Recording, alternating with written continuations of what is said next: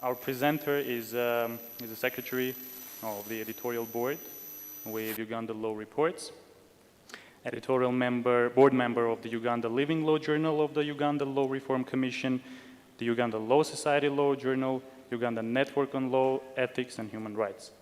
He has trained different justice and legal service providers in public, private and NGOs nationally. This includes judicial officers, members of parliament, Office of Directorate of Public Prosecutions, among others. Mr. Mkrtchyan is also a Cisco certified network associate. So let me also introduce you to our panelists here, who, after the presentation by Mr. Mkrtchyan, I'll ask a few questions to reflect on some of the things that happened during the modernization and digitalization of courts and share their lessons learned and some of the challenges that happen in these processes. With us, we have Honorable Justice Geoffrey Kirabvire from Uganda, Justice of Appeal with the Judicial of Uganda, Chairman of the IT Committee of the Judicial of Uganda, former Vice President of East African Court of Justice, and former Chair of IT Committee of the East African Court of Justice. We also have with us Honorable Lady Justice Jackie Kamau, presiding judge at High Court Kisumu in Kenya. Justice Kamau is chartered arbitrator with Chartered Institute of Arbitrators of Kenya and the UK, former president of Kenya Magistrates and Judges Association, former member of Integrated Court Management System Committee at the Judiciary of Kenya, and currently the chair of the East African Magistrates and Judges Association Subcommittee on Gender. The last panelist that we have with us is Honorable Justice Harrison Mutabazi, Judge of the High Court of Rwanda, spokesperson of the Judiciary, Inspector of the Courts, and Secretary General of the East African Magistrates and Judges Association. Thank you, honorable panelists, for being with us. Now I will hand the floor to Mr. Mkrtchyan for his presentation. I'll ask him to give us a presentation within maybe 20-25 minutes, after which we will pass to the next phase of our panel discussion, to the questions to panelists. Thank you, please.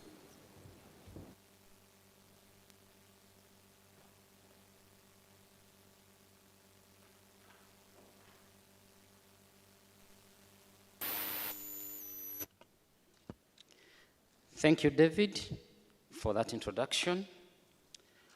Honorable Justices of the East African Court of Justice, Honorable Justices of the National Courts within the East African community, colleagues, members of present and all protocol observed. Allow me also to welcome you to this session and this particular session. Afternoon sessions are not always very friendly, but when it comes to digitization, we are going to be very lively. And you shouldn't have any doubt about that. I'll request the systems manager. My presentation is going to be projected. I have a PowerPoint, and I'll be highlighting the key important areas so that we save time and go to the panel discussion.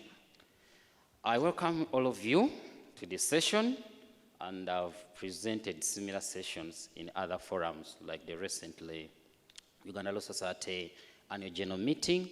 We are also having a discussion on digitization together with His Worship Jamson Kareman, trying to see how we move there. I'm very lucky that the same has happened to the East African Court of Justice, and as we are going to see, the RECs, the regional communities have gone a bit far with the modernization of courts. This is something challenging locally, but with the time we shall have to adopt it and move forward with it. So we are going to look at the shared experiences on digitization of courts. And the concern is modernization. By digitizing, are we modernizing? Some people are having issues with digitization. Others have complained that digitization is a form of denial of access to justice for those who cannot manage the system. And we want to keep it simple. It is not going to be too technical. We are not going to go into the nitty-gritties of IT, which David handles well. We want to make it friendly to the lawyers, judicial officers, and our clerical staff. The breakdown is as follows. I'll just highlight a few things, but the major concentration will be on the concept of digitization itself and the digitization, how it has been handled in the African regional and sub-regional judicial institutions. It is not something I was telling the lawyers in Uganda. They thought it has started with Uganda. It is something old. It is not new. So equally, we shall embrace it here. It has been in several African regional and sub-regional, even outside Africa. Then we shall look at also specifically the sub-region of the East African community. Then how do we adopt ICT into court processes? Then what are the perspectives or prospects of digitization, the challenges? Then we can highlight the way forward. How best do we move with this system? So briefly, I don't want to go too much into the history, but we all know where the East African Court of Justice has come from. That is basically a brief background, but specifically, digitization as a program has been embraced by our national courts, equally the East African Court of Justice. It is not only the judiciary doing this, it has been embraced by even government in other institutions. In Uganda, for instance, our NDP3 talks about so much integration of ICT into service delivery. So this is something we cannot avoid, whether we like or not. And we shall see how we can benefit from it. It has been given different names in different jurisdictions. For instance, Kenya has it as ECMIS, which is not, that is electronic court management system. In Uganda, we still have ECMIS, but with double C, which is the electronic court case management information system. Other countries like Rwanda have it as IEMS, which is still to do with electronic management system. That is IECMS. So it has been given different names, but whichever the nomenclature, the purpose and the theme is the same. So it is important for us to know that the digitization process has not started with the EACJ or with our national courts. It has been all over in other regional umbrellas. If I can take you, so far there are about 5 RECs that have adopted digitization. We have the ECOWAS Court of Justice, we have the COMESA Court of Justice, then we also have the SADC Tribunal, as well as now the East African Court of Justice. We shall all agree today, after COVID-19, and now Ebola in Uganda, there's nothing you can do about digitization. You cannot avoid it. Almost COVID-19 closed coast business. We are all closed and we could not function. So the only way we function is to try to embrace the electronic system. And we don't want to move backwards to that kind of situation. We just have to move ahead because the pandemics, we have no control over them. As we talk in Uganda, some districts are under lockdown, and they also have courts. Courts have to continue and operate. So this is something we have to all embrace and appreciate.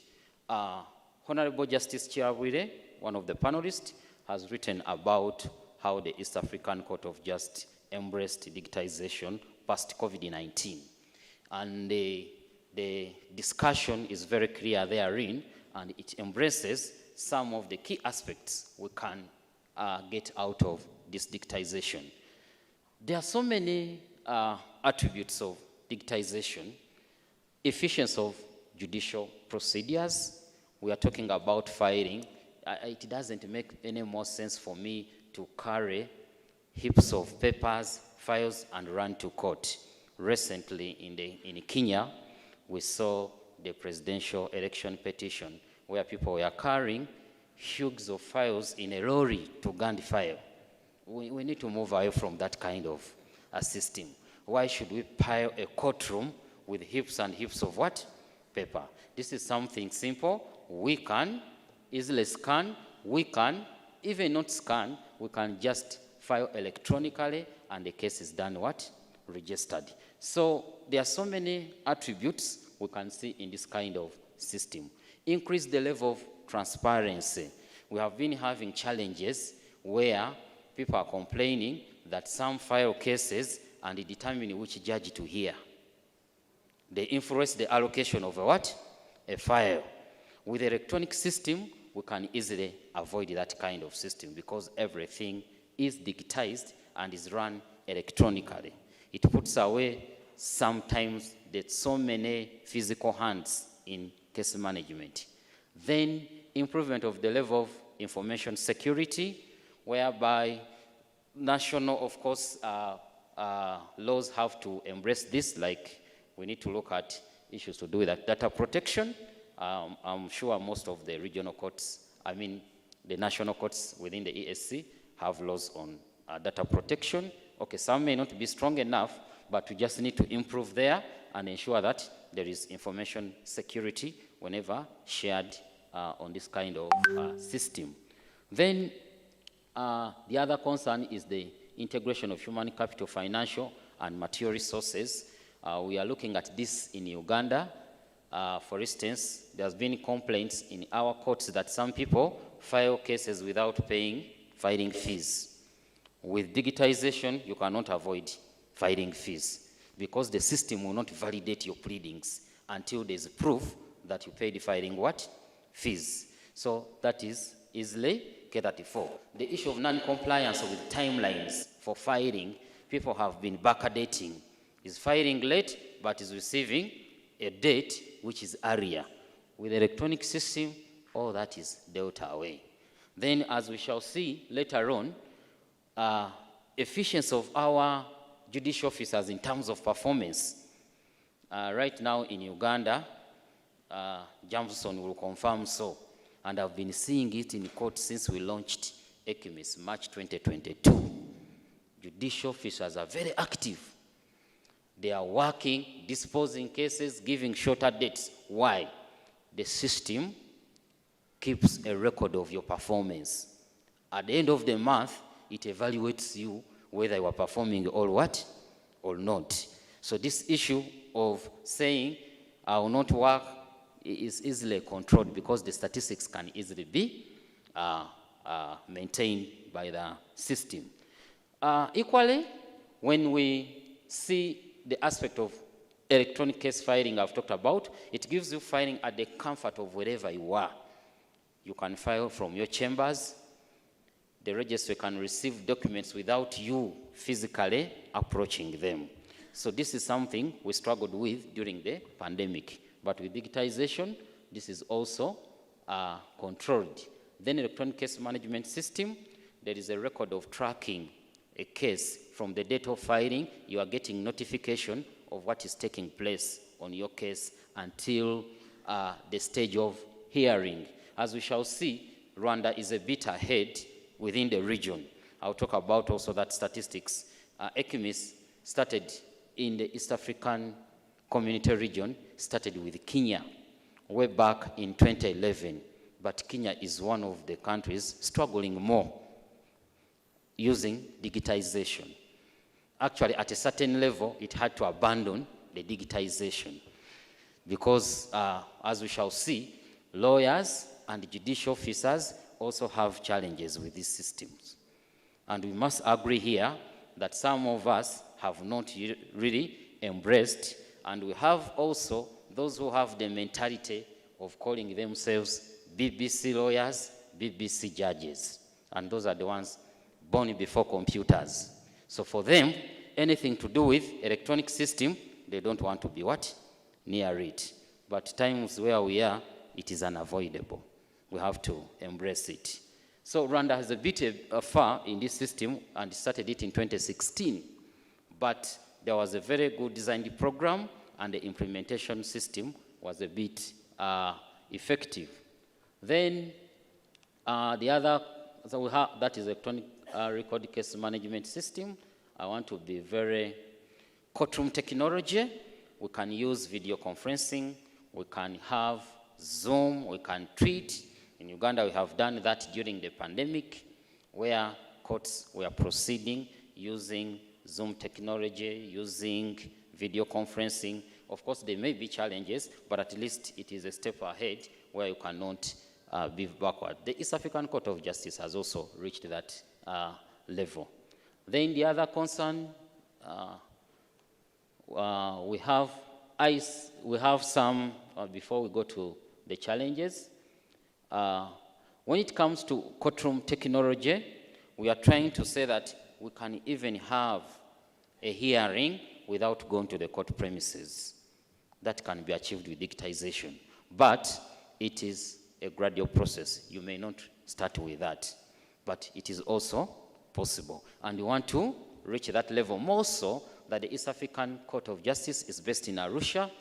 The national courts are scattered in different countries. So we can have a system of having our matters heard using this system, and I don't have to travel to Arusha to go there to present my case. I can still present my case while in Uganda, but the court takes all the record properly and makes a decision.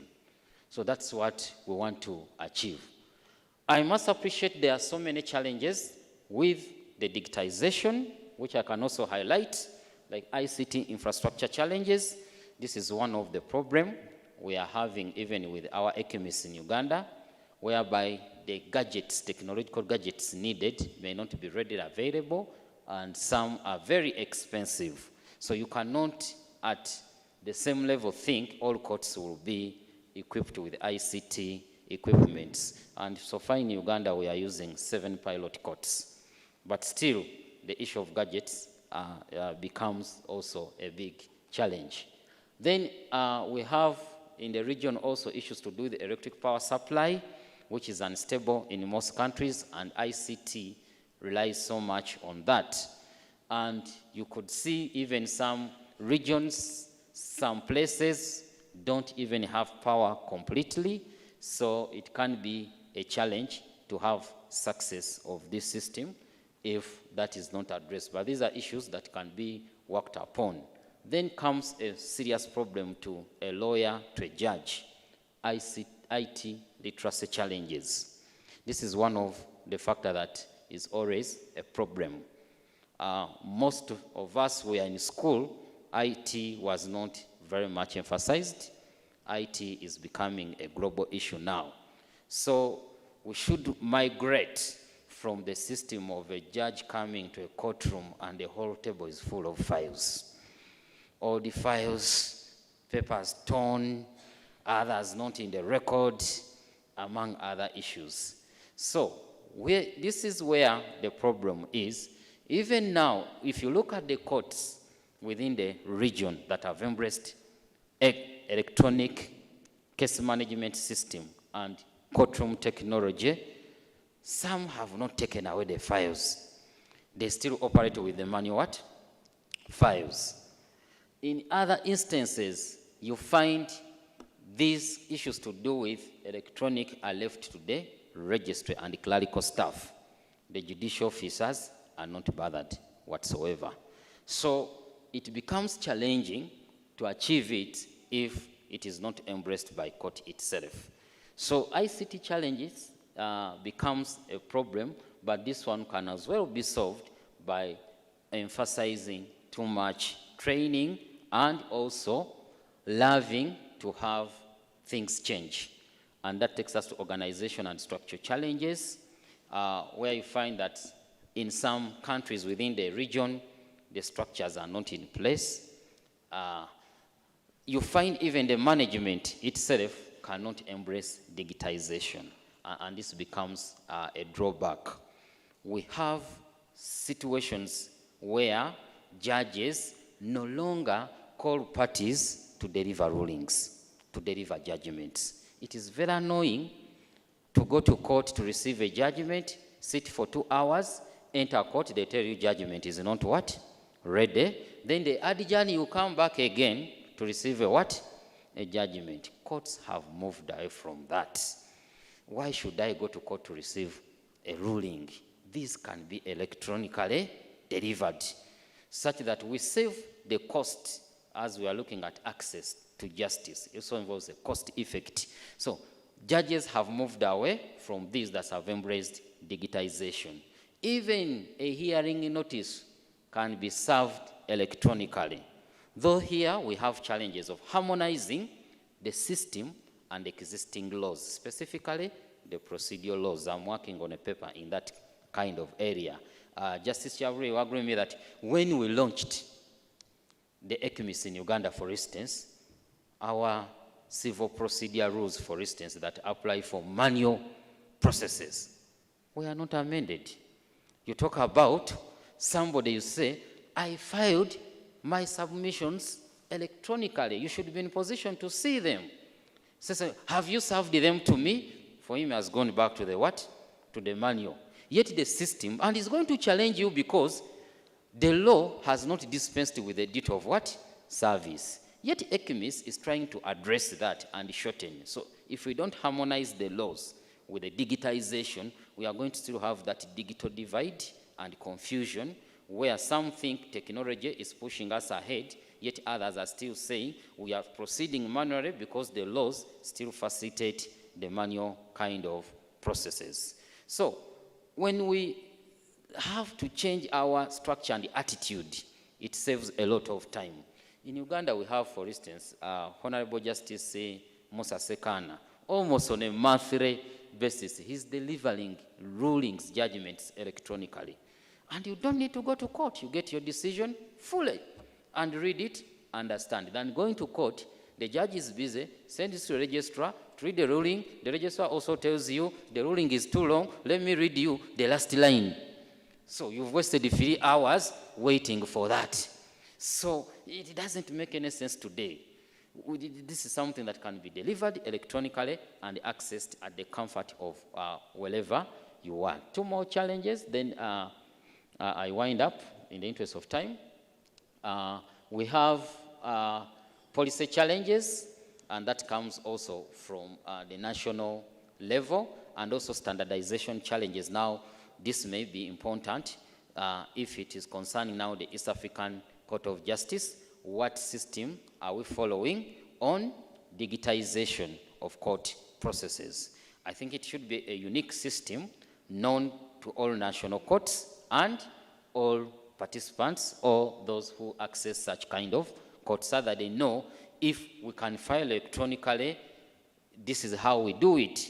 Than some doing it, others are doing the manual, it causes a lot of confusion. And one reason why in Kenya, ECMIS was almost failed because it was still operating alongside the manual system, and people were more comfortable with the manual than the ECMIS, being that it has technical challenges. So we can see there are quite significant challenges, but some of those challenges can be addressed while looking at the way forward, which this paper has summarized and has given. I think it can be shared to all of you at the appropriate time. But as I conclude, we have to embrace digitization within our court processes to make service delivery, that is justice, more effective. Thank you.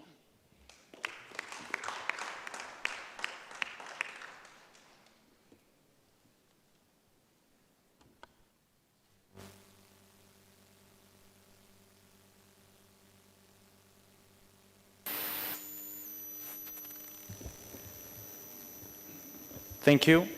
Thank you, Mr. Muchibi, for the visual convenience. I would prefer to sit here to keep an eye contact with our panelists. That was a very detailed presentation on some of the challenges and items that judiciaries need to take into account when undertaking such projects, and I would highly recommend everyone who is planning to do so take this presentation and have it right next to your modernization reform handbook. Given that I'm coming from a company that is helping judiciaries to modernize and digitalize their operations, I can hear you, I feel you, and hopefully this presentation will serve as a guiding document maybe for some people who are thinking of taking that path. So let us have a very practical discussion on this topic, and hopefully you will take some information from our panelists and from their answers to the questions that I'm going to ask home with consideration. So let me ask the first question, that is about the efficiency of judicial procedures, as Mr. Mkrtchyan mentioned in his presentation. That was the first point in the strategies of digitalization. My first question will be to Justice Kamau. When we're talking about efficiency of judicial procedures, we naturally have these indicators in mind. What means to be efficient? When is the court efficient? When are the judges efficient in doing their work? So there is one indicator that pops up a lot of times in different documents, in different reports, by different independent organizations, by the judiciary's annual reports, etc., etc. It's the clearance rate, right, of the cases. So let's take this as an example, and let's hear Justice Kamau's thoughts on how digitization has impacted the clearance of cases, clearance rate of cases in the judiciary of Kenya. Please. Thank you very much, Mr. Mkrtchyan, for a good presentation. I wish you had sat next to me, then you would not have been too hard on Kenya, because we had been separated there. So I hope now we'll be able to speak properly. But the first thing that I wanted to do is just to maybe react to his paper as far as digitization of Kenya is concerned. Because what I felt him to say is that Kenya has sort of like not moved in those great strides. But I would like to mention that Kenya has moved very, very far. I take a respectful view. I think there are some judges here. The Court of Appeal, where Justice Kathirima Mtwainoti, also sitting in the East Africa Court of Justice, they are fully digital. They do not listen to any physical hearings. The High Court, of course, and other magistracy courts, we do listen to cases maybe sometimes physically. We adopt maybe a hybrid situation. And this is where maybe there are power outages, because if there's power outage today in my court, I cannot say that I will not hear the matters in court. What I'll do is that at least I'll allow even the advocates to even come to court and for us to be able to proceed. So that I would like to respectfully take a different view, and to also say that even where there's internet instability, then we might end up having creating a hybrid, because like the speaker has said, is that not all countries are on the same level as far as internet connectivity and stability is concerned, and even the different areas that we are in. Other countries, even in European countries, have been coming to Kenya to benchmark. So I think maybe Mr. Mkrtchyan, that's why I was saying I needed to sit next to him here. But we are hoping that with the budgetary allocation, maybe with the new government having said that they are going to give an extra 3 billion, and operationalization of the Judiciary Consolidated Fund, which now has come to us, which means that the money now is going to come directly to us, then in that way, then we can be able to allocate resources to where we really need. So CTS, like we're saying, also is one of the issues that Kenya has done very well because all our course lists are generated from the CTS system. So in that way, we are able to look at the CTS and the performance management measurement understanding, where, like he has aptly suggested, that now judges and judiciary staff and judicial officers, we are all able to say that this is what I've done. It's accountable, it's quantifiable. So manual files are merely a backup, because you see, we are trying to run a system, but we want to say that in as much as we are doing transcribing, we might not have enough staff members to do that. And remember, for a long time, we've had a lot of budgetary cuts. So now going back, and that's the reason why I decided to just comment on that, is that you will see in Kenya now, during the pre-COVID, the cases were not as much. Because first of all, people are not being able to come to court, or maybe you come to court and you find your matters have already been, dismissed.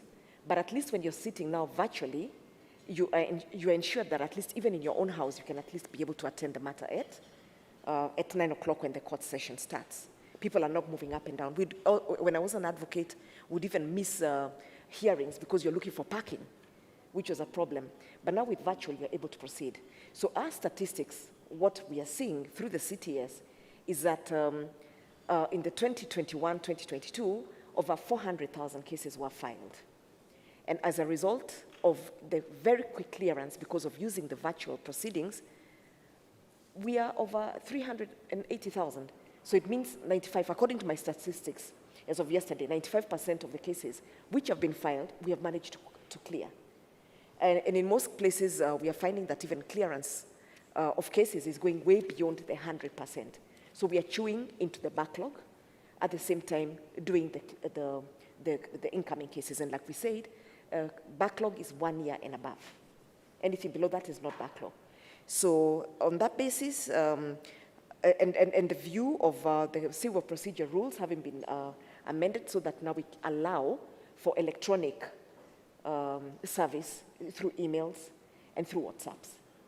So in that way, our digitization has assisted in clearing of the backlog very, very fast. And I think during the COVID period, when before we settled down, we sort of like cleared within about a period of about 3 months, we had cleared about almost 3,000 rulings were delivered electronically, and that's on email.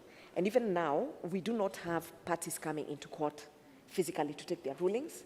If that happens, then it's like I've said, because of the challenges that we have, but ideally, everything is done digitally.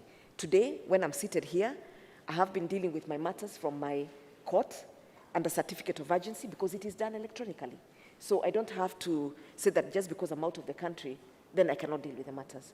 So I respectfully take a different view from Mr. Mkrtchyan, but we will see whether we can invite him to Kenya. Then he can take maybe some tour. Then maybe he's been going to the wrong courts. So thank you very much. Thank you. Thank you. Thank you, Justice Kamau. I referred to your speech as also half invitation for Mr. Mkrtchyan to Kenya. So he can visit and see maybe what has changed. Mm-hmm. Thank you. Let's move on. Let me air another question, this time for Justice Kirabwire. We oftentimes try to understand what happens to judiciaries when technology is penetrating their operations and their daily work, but we sometimes fail to mention that there is a lot of preparation that goes into making this happen. So how judges or judicial officers prepare for digital transformation? What would you advise to those who are yet to experience this? And maybe you can share personally your personal experience given that you are both a justice and also chair of the IT committee that is responsible for the implementation of ECMIS in Uganda. So maybe some recommendations from you for our audience members, please. Thank you very much, David, and thank you, Mr. Mukibi, for your presentation. You raised the question, how do judicial officers prepare for digital transformation? And sometimes we get lost in the definitions and terminologies, but I will not go into that, because digitization is a very unique process, and we must be able to distinguish it from other processes like automation. The two are not the same. But the important thing to understand in terms of what recommendations you should have is to understand what is happening. And I'd like to start there, because when you know where you're going, then probably you can understand how to prepare for it. So when we're talking about transformation, we're really discussing what I would call a paradigm shift in work processes. When you understand that, then it becomes a lot easier. So at the heart of transformation, we really have like two levels. So you can have what Mr. Mukibi has been talking about, and that is the movement from paper to digitalization.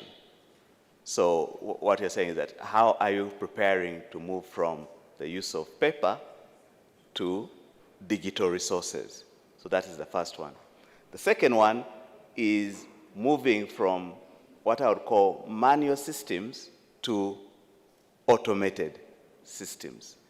So you have to deal with those two.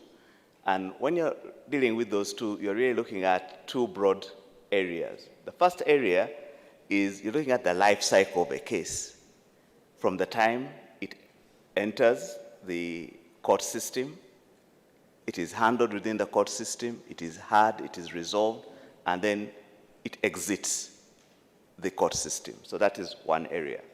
The second one is how do you deal with support services? Because even if you're going to talk about case backlog clearance, you also have to look at management systems. You also have to look at support systems, human resource, security. So that is another transformation area that is taking place. Transformation also impacts institutional and structural matters. So, for example, you will have to deal with issues of training. You have to deal with issues of equipment. You have to deal with issues of infrastructure. You have to deal with the regulatory environment. And Mr. Mukibi was talking about some of the procedures that may be out of sync with the use of technology. The big question is, what comes first? Is it the chicken or the egg? Are you going to bring the technology first and then put the rules, or are you going to put the rules first and then bring in the technology? That is a very big question that is always going on. So, like in Uganda, what we decided to do is we brought in the technology first, try to understand it, and then try to put rules around it. What we did is simply provide what was called a practice direction of the Chief Justice to encourage the use of technology.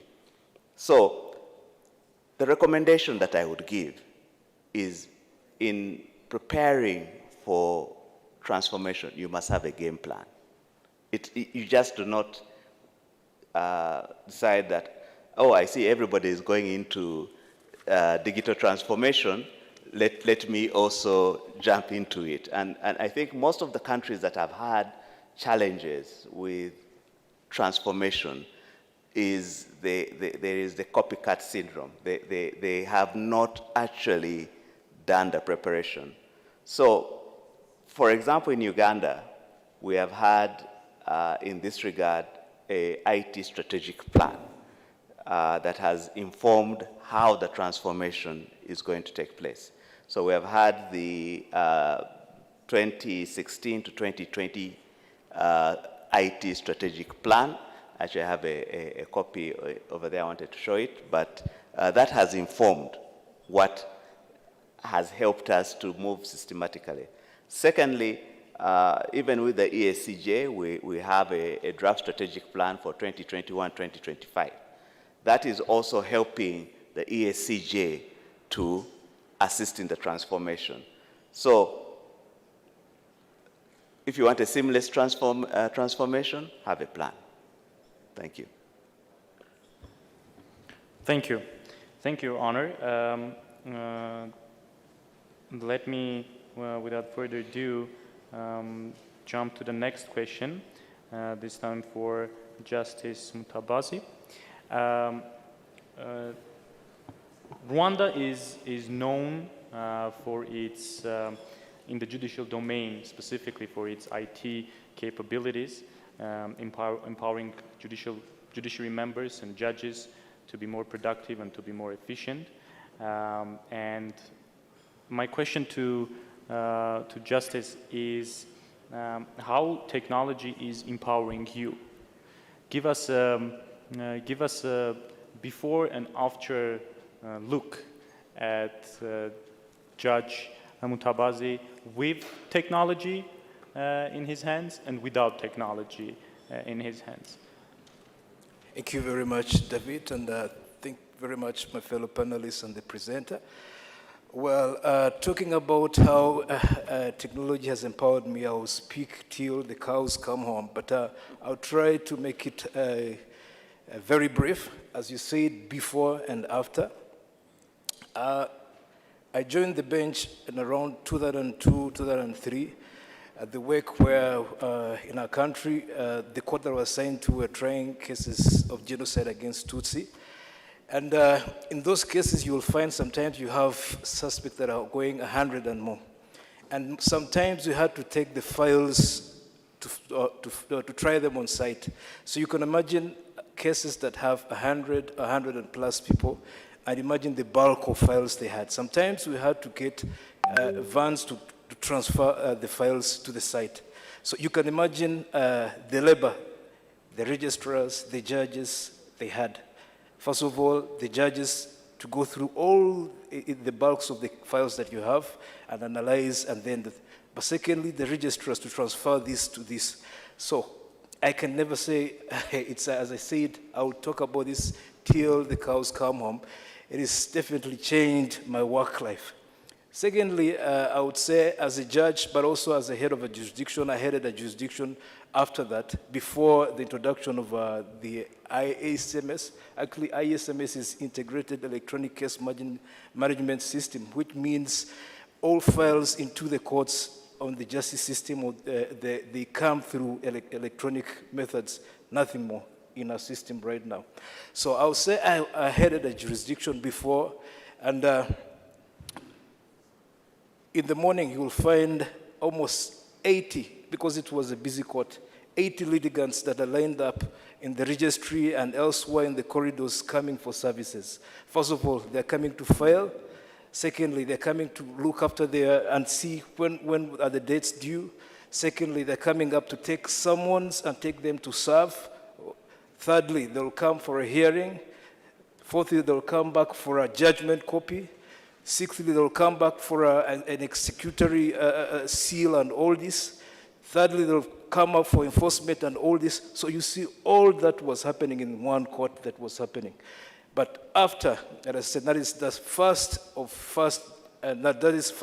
January 2016, that is when we introduced the ISMS. It was not very easy because definitely we knew this is something, as the presenter was saying, that there are members that were before the computer that were born there, something that was very hard. There was resistance, not only from the court officers, but even the court users, the litigants, the lawyers, and all. They were saying, what is this? What are you introducing? Are you very sure that this is going to happen? But I am saying that at this daring decision that was taken yielded. First January 2016, that is when we rolled out 16 with a pilot phase, 16 courts from January to September. Then after September, we had the entire country now up and running with SMS. How is this impacted me? First of all, as I said, as the head of the jurisdiction, it was introduced when I was still ahead of a jurisdiction. I hadn't been elevated to the High Court. I saw a drastic drawback of litigants that were coming on the courts, and that was very impressive to me. It was something like a nightmare of the court that you're working in, and in the morning you find the litigants that used to be like 30, 40, 50, 60. Now this time you're seeing 8, 9, 10 coming on a row. That was something that was very impressive. Secondly, as also a court administrator, it was very easy to follow up on the workflow in the court. Know what the judges are doing, know the cases that have been adjourned, know who is doing this, and all that was something that was very easy to handle on this. Know how you can plan for your court. Definitely I know I have this number of cases without going and counting. I will tell you, now these cases that you're saying, there's a time we had containers in the court that I had when we were still using the physical. And we'd pile them in containers, and there's a time the space in the containers we were getting over, and we're saying, well, now what is going to happen with this? We can't do anything with the case. We're supposed to have them for records and all this, but so that was our dream came when we had ISMS being introduced. So as a judge, definitely this helped me very much. As I said, carrying papers and all this in the court, that was done away with. Secondly, consulting cases from ISMS, knowing what has been decided in the Supreme Court and the High Court and the Court of Appeal very easily. You can go and search and have it. Thirdly, the tampering of evidences, sometimes that used to happen in the physical courts, it died down. It's very easy to track and know who is trying to tamper in the system, who is trying to delete something because of the trails that is happening. That was fantastic.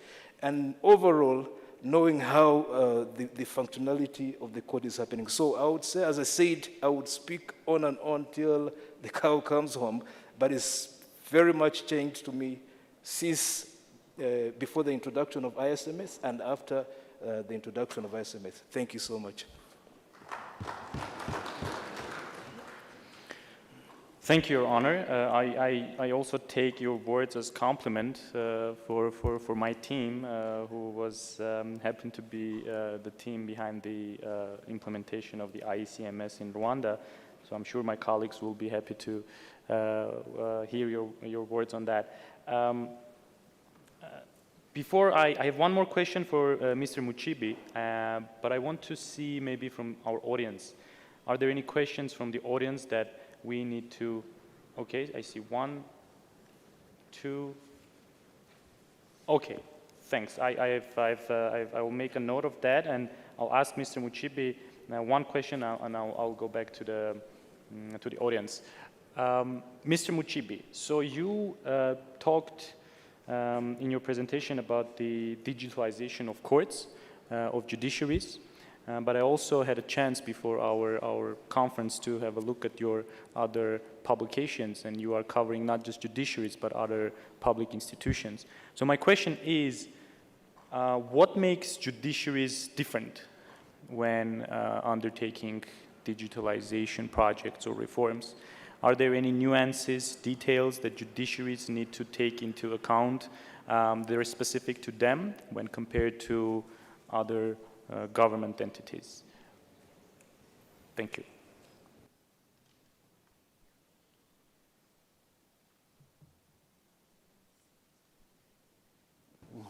Thank you, David.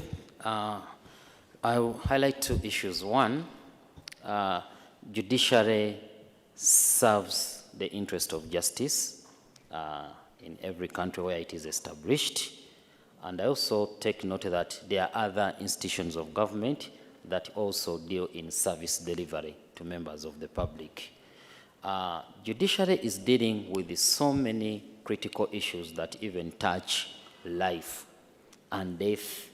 And access to justice, as we discussed in the morning, is something very, very unique that needs to be taken seriously. Why we are more careful and we are very, very pertinent about the digitization we need to see that justice is properly administered regardless of the digitization system. However, it does not mean that it's only the judiciary that has embraced digitization. In Uganda, for instance, we have other public entities. Ministry of Lands started way back the Land Information System, and they are doing well, though not yet where we expect them to be, but the system is running. We have URA, whereby now you can easily pay taxes, you can be assessed electronically, you don't have to do the usual manual system. Talk about URSB, the Uganda Registration Services Bureau. They have also digitized their systems. You can get an assessment, you can access company records, you can conduct a search electronically, you can even get a certified information from that office without going there. So they have also digitized their system. So this is happening elsewhere, though what concerns us in the justice system is the court and service delivery, but it is not only the judiciary embracing this. Thank you for the answer. Now, let me turn to the audience. I see a couple of hands. I'll ask our team to, yes, pass the microphone over there to the gentleman. Please introduce yourself and we will be happy to hear your question. Maybe the sound responsible team can help us with microphones.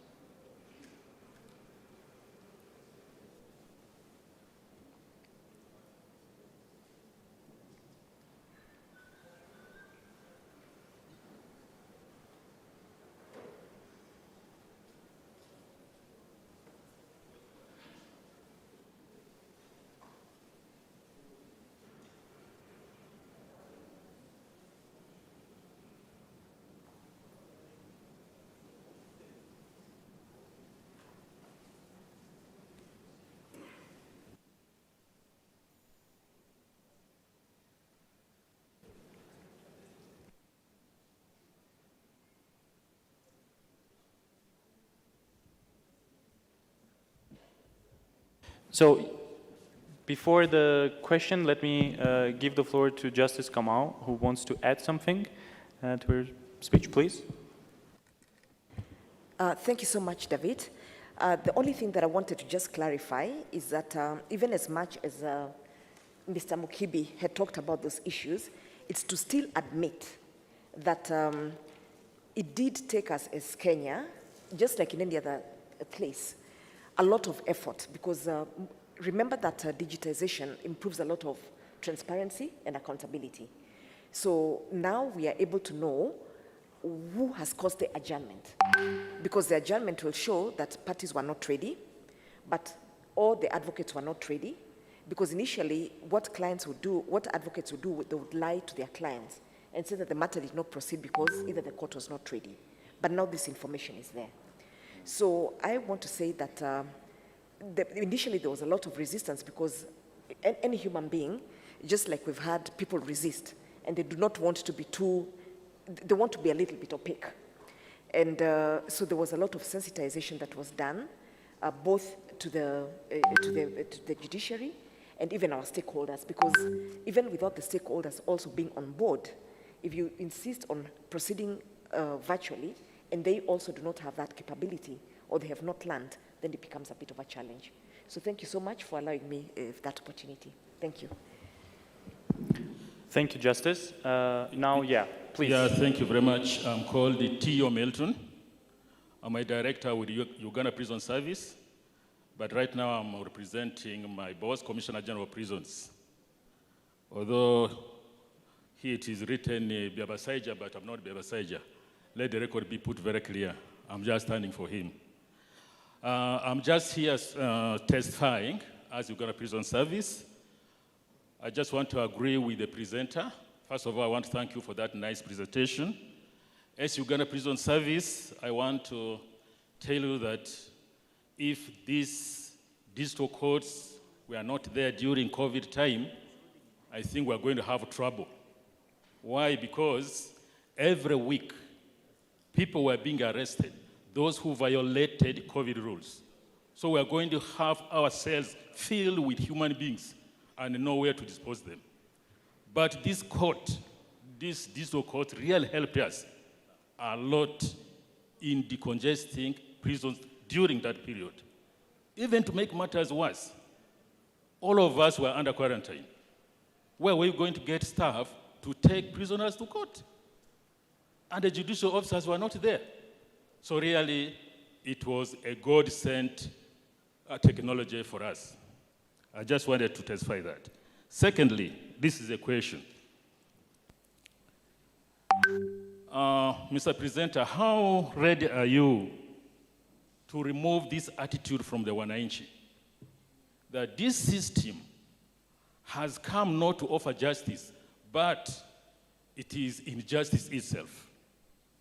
Because our people think if they can't see their people physically in court, you are actually denying them justice. And they feel that their people cannot get things like bail when courts are digital. How can you remove that? In short, everything has been politicized. For those in Uganda, you know our politics now. And most of these people we're having in prisons, many of them are from certain angles or parties. And when you say these are the ones to appear in these digital courts, I tell you, we have to use all our brains to convince people. It has highly been politicized. How can you help the country to remove that? Thirdly, and the last, this one somehow also touches my good doctor who criticized plea bargain. Me, as a head of prisons, I'm very comfortable with plea bargain. Why? Because for the last time, rather for the first time, after very many years, I now have more convicts than remands. For example, right now, I have 37,370 inmates who are convicts. Then I have 35,684 prisoners who are on remand. Why am I bringing this point? I want to connect it to digital courts. How, as for us in Uganda, is it ready? Are you ready for us to begin plea bargain even on digital courts? For me, I'll be ready to impress that. After all, personally, I'm in charge of prisoners in the country. I will impress it very fast, such that my joy is to have more convicts than remands. I may not tell you why, but that is the way to go. So for Uganda, when are we bringing digital courts even to do with plea bargain? Then lastly, East African Court, how ready are you for these courts? Because I have a prisoner who has already filed a case in East African Court of Justice. How ready are you to utilize this? Thank you very much. Thank you. Thank you for the question. Let's take a few more, and then we will go to the answers. I saw, a question from gentleman in blue shirt, please. Mr. Mukibi, good afternoon. You got the Kenyan perspective from the bench. I am from the Kenyan bar. I will give you the bar's perspective. I don't know where you got your information, but you need to verify it, because as far as the general rule in Kenya is concerned, we are conducting our court sessions online. That's the general rule. The exception is with 1 or 2 criminal cases for purposes of dealing with witnesses, and only then do we go to court. And since we are, I believe in evidence-based cases, I want you to verify online if you have your phone or laptop with you. To my right is a judge from Naivasha, Kenya, Justice Mwongo, quiet judge seated to my right, he has delivered over, I think this is 2,000 judgments since 2020 June. And for me, who is a public interest constitutional law practitioner, the judge has accounted to me and the Kenyan public, and it's accessible online. Further, we have a deputy registrar wholly dedicated to digitization, and he is in charge of steering the process. So I think the sources of your research might have misled you. Kenya is doing considerably well with its challenges, but we are fully digitalized. Thank you. Thank you for the remarks. We definitely need Mr. Mkrtchyan to maybe clarify some of the things that he mentioned in the presentation. Now, the next question, please. Yeah, lady over there. Good afternoon, everyone. My name is Neema Lugangira. I'm a member of parliament from Tanzania, but also chairperson of the African Parliamentary Network on Internet Governance that has about 36 members of parliament, about 26 countries. I have two comments. The first one is I wanted to get the opinion of your panelists that do they believe that the use of digitalization in our court systems can contribute towards prisons decongestion? Because at the moment, in many of our EAC countries, the number of remands is more than the other, and that is mainly because of the long time it takes for these people to get justice. So I'm just wondering, how is that linked, or how are they seeing it? Because I am of the opinion that, you know, having a large number of remands in our prisons costs our governments a lot of money. Even if we just look at the food bill every month, because as per the human rights law, they're not allowed to work. So even the food that is being produced by the others who have already had their verdicts. So in a way, you know, if we work towards reducing this number, not only are we going to free up the space in our prisons, make the environment healthier, but also save our government's money that can go towards development projects. That was number one. But number two, to use digitalizations in our court systems, it means there's a need of data protection. And I was pleased that the presenter talked about data protection. But out of in our EAC states, EAC member states, not each and every member state has a data protection act in place. I'm actually very pleased that in Tanzania, on 22nd of September, the government, through the ministry responsible for ICT, tabled a data protection bill, and we hope that we'll discuss it in our next parliament session that starts next week. However, if each and every country has got its own data protection bill, yet we have an East Africa Community Court, is there a need to have an EAC data protection bill that can bring harmonization or not? What is your opinion? Thank you. Thank you. So let me first let the presenter and panelists answer the questions, and then we will take a few more. So Mr. Mkrtchyan, maybe you can elaborate on the first two questions. I think those were addressed to you, and then I will repeat the question for the panel after you. Thank you. Thank you. I'd like to thank all members that have contributed and also raised important questions. I'll begin with the representative of the Commissioner General of Prisons. His more was to appreciate the digitization system in respect of prisoners, and this worked out well during COVID-19, as he said. We had a video conferencing facility that helped to decongest. But he has raised pertinent issues, which I also pointed out. Some we are still struggling with. Justice Chirare has posed a question: what comes first? Is it the law or the technology? There are so many questions to do with access to lawyer in the criminal justice system. An accused has a right to consult his lawyer in confidence. Can you do this virtually? when you are having, for instance, video conferencing, somebody is in prison and the proceedings are being administered electronically. There are some of those issues that keep coming, and some believe that the courtroom technology, like video conferencing, is denying accused certain rights given them under the Constitution. There's also that argument. But as we said, this can all be worked upon if we are to streamline the system positively. And to answer the question clearly, how do we remove that mentality from the people that digitization can still realize access to justice? I think it's your duty, it is my duty, it is the duty of the bench. One, constant sensitization.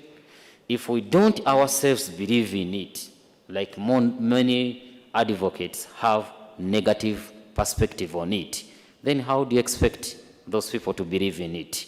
So it starts with us to embrace the system, then we can help those ordinary people to understand how the system works and to assure them that their rights can easily be protected.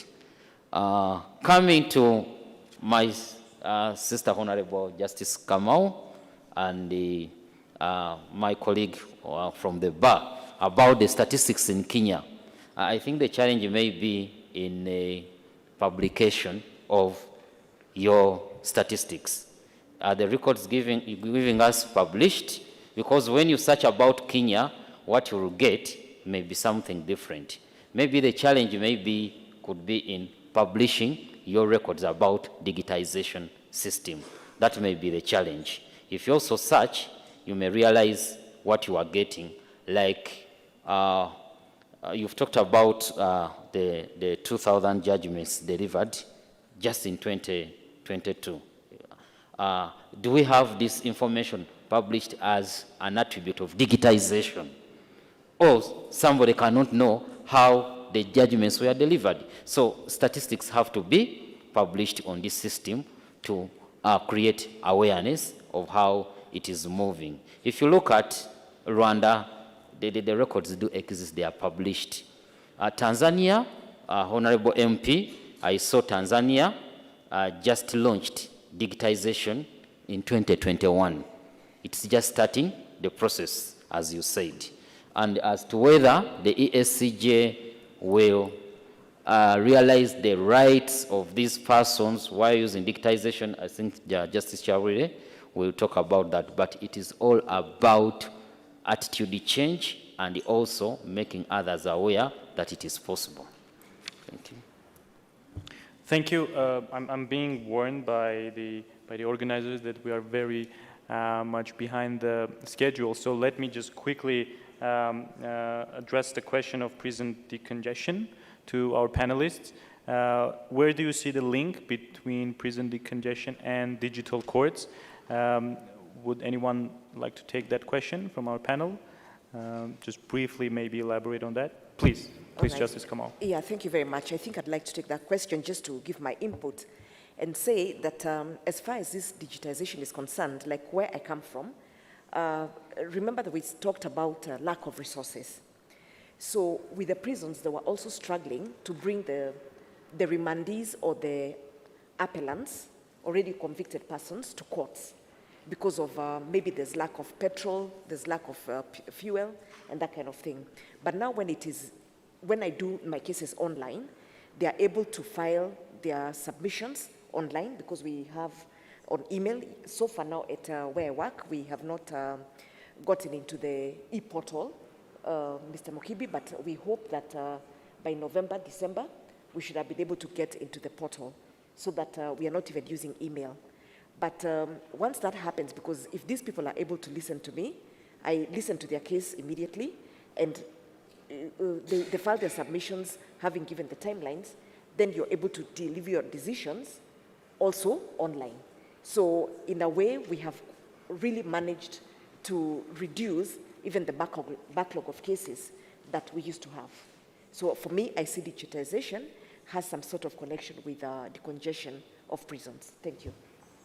Thank you. Yes, please. What I will add on is not only in the prisons, but also in the cells.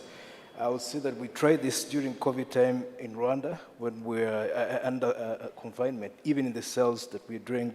The judges were in the courts and then the inmates were in the cells and things were working. So it can only be only in the prisons, even in the cells, in the prisons, in the police cells. That is what I'm meaning. They also can help. Thank you. I'll not say too much. I think the issue has been nailed. The answer is yes. And I think Afande Tio has given the statistics for Uganda, so it is possible. Yes, there are human rights concerns about rights to prisoners' access of counsel. Those are things which we need to work around to make technology more efficient and more effective. I can speak about readiness at the East African Court of Justice because we have Afande been actually hearing cases out of Kitalia straight into the EACJ, where your prisoner has been able to appear in court. So preparedness, yes, and actually perhaps what we should say is now also our partners are starting to get ready because now even the prison service is starting to be able to provide the necessary infrastructure that we can use to have cases heard even when somebody is in prison. Yeah, thank you. Thank you. One more question. I see a gentleman here. Please. But before that, there was a question about the Data Protection Act between members of the Eastern African community. Let me take that question and mention that this, I guess, it doesn't only have to do with digitalization of courts and data exchange between, let's say, the system in Kenya, the system in Rwanda, the system in Uganda. So it's a more, I would say, complicated question that the community would need to address at some point in its development. And then, as it said, once the rules are there, when we are going to digitalize those rules, then it would be much easier when you have an already working framework on paper to digitalize that system. You can take the example of, for example, Uganda, where you digitalize and then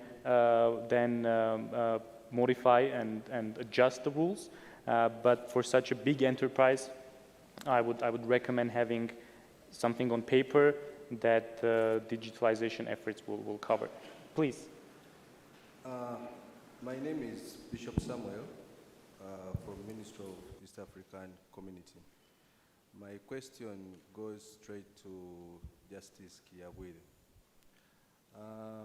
How do you assess the demeanor of a witness using the electronic hearing system? Thank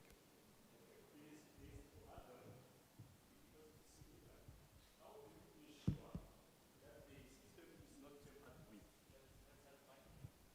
How do you ensure that the system is not tampered with? And if it had happened, what was the remedy? That is all. Did you get the question, the second one? Yes, I hope I did. Okay. Yeah. The system that we apply in the courts is audio-visual. We do not have a trial by audio. So we do have an audio-visual system, so you're able to see and you're able to hear. There are times when it will not be as good as if you are physically present. Now, IT, for me, I take it as a tool. I don't take it as a silver bullet to resolve everything there. And I would like to say that there are greater challenges if you're doing trial which is purely audio, and I have had some simple applications of that nature are handled in the United States, I have no experience of that within our own jurisdiction. So that is a new area, and I don't think at least for Uganda, I don't think our plan is to go into audio trials. We're really into audio-visual, and I can tell you, you can see a lot with what is happening on video. Of course, the challenge comes with my senior brother, the VP Emeritus, say, how do you deal with integrity? We have had